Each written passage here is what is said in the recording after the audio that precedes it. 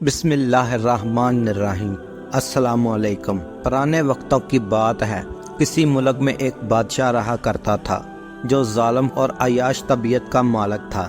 ہر رات جوان لڑکی کے ساتھ رات گزارتا تھا۔ بادشاہ ہونے کے ناطے اس کو دنیا کی تمام سہولتیں حاصل تھیں، مگر پھر بھی وہ بے چین رہتا تھا، کہیں بھی اسے سکون نہ آتا تھا۔ وہ ہر وقت سکون کی تلاش میں مارا پھرتا تھا۔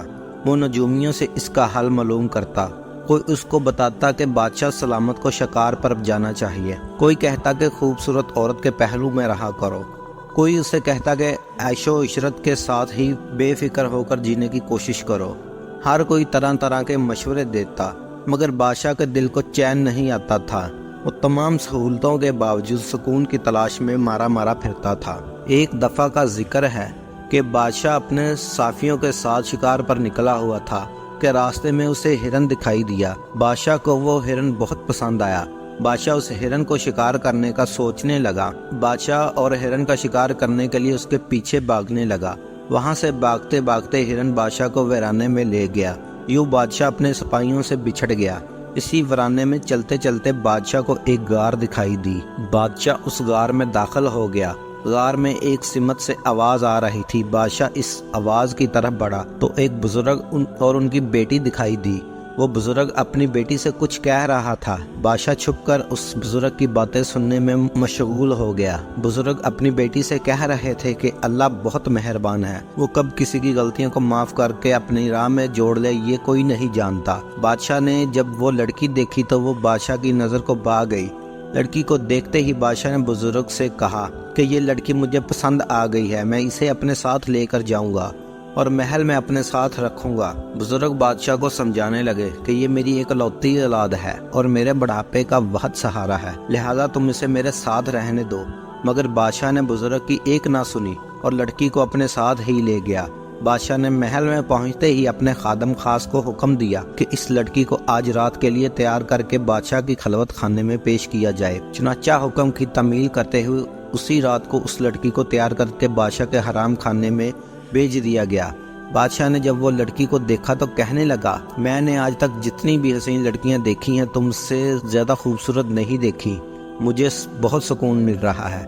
یہ سن کر لڑکی کہنے لگی، بادشاہ سلامت، اگر اجازت ہو تو ایک بات کہہ سکتی ہوں؟ بادشاہ نے کہا، اجازت ہے۔ لڑکی نے کہا، میں ہر نماز اپنے وقت پر ادا کرتی ہوں، آج میں نے ابھی تک عشاء کی نماز نہیں پڑھی تو یہ میری نماز رہ جائے گی اور اس کی وجہ سے آپ کو سخت عذاب ہوگا۔ ایک تو آپ نے خود نماز ادا نہیں کی اور نہ ہی مجھے نماز ادا کرنے دے رہے ہیں۔ اگر آپ مجھے نماز ادا کرنے دیں تو ہو سکتا ہے کہ اللہ آپ کے دل کو ہمیشہ کے لیے سکون دے دے۔ بادشاہ نے کہا، تم کیا چاہتی ہو؟ لڑکی نے بادشاہ سے کہا، میں ایک بار نماز ادا کر لوں، پھر جو آپ کا دل چاہے وہ میرے ساتھ کر لینا۔ بادشاہ لڑکی کی پیشکش قبول کرتا۔ لڑکی نے وضو کیا اور نماز پڑھی اور اللہ کے حضور دعا کرنے لگی کہ اے اللہ، تو جانتا ہے کہ مجھے آج تک کسی نامحرم نے چھوا تک نہیں، لہذا تو میری اس بات سے جان چھڑا دے۔ لڑکی نماز پڑھنے گئی تو بادشاہ بستر پر لیٹا لڑکی کا انتظار کرنے لگا اور وہیں پر بادشاہ کو نیند آ گئی۔ لڑکی جب واپس آئی تو اس نے دیکھا کہ بادشاہ سو گیا ہے۔ وہ چپکے سے وہاں سے نکلی اور محل سے باہر آ گئی۔ بادشاہ نے اسی رات خواب میں اس لڑکی کو دیکھا کہ وہ لڑکی محل میں کچھ تلاش کر رہی ہے۔ خواب میں اس نے پوچھا کہ تم کیا تلاش کر رہی ہو؟ تو وہ لڑکی کہنے لگی کہ میں ہرن تلاش کر رہی ہوں۔ بادشاہ نے جب یہ سنا تو غصے میں چلانے لگا کہ محل میں ہرن کہاں سے آ گئی؟ اگر ہرن تلاش کرنا ہے تو جنگل میں جاؤ۔ لڑکی بادشاہ کی بات سن کر کہتی ہے، اگر ہرن محل میں نہیں مل سکتا تو سکون بھی محل میں بیٹھ کر نہیں مل سکتا۔ عشائش میں زندگی گزار کر، لوگوں پر ظلم و جبر کر کے، لڑکیوں کے پہلو میں رات گزار کر، عیاشیوں میں دن رات گزار کر اور عیاش برے کھانے اور مشروبات بھی کھا پی کر رب کو نہیں پایا جا سکتا۔ اگر رب کو پانا ہے تو جنگل میں جا، وہاں تجھے رب ملے گا جہاں وہ تیرا انتظار میں ہے۔ اس سے پہلے ایسا نہ ہو کہ کہیں دیر ہو جائے اور موت تجھے آن پکڑے۔ یہ بات سن کر بادشاہ لڑکی کو بلانے کی کوشش کرتا ہے، مگر لڑکی غائب ہو چکی ہوتی ہے۔ بادشاہ کی آنکھ کھلتی ہے، وہ ادھر ادھر نظر دوڑاتا ہے، اسے لڑکی کہیں نظر نہیں آتی۔ وہ پورے محل میں لڑکی کو تلاش کرواتا ہے، لڑکی کا کوئی سراغ نہیں ملتا۔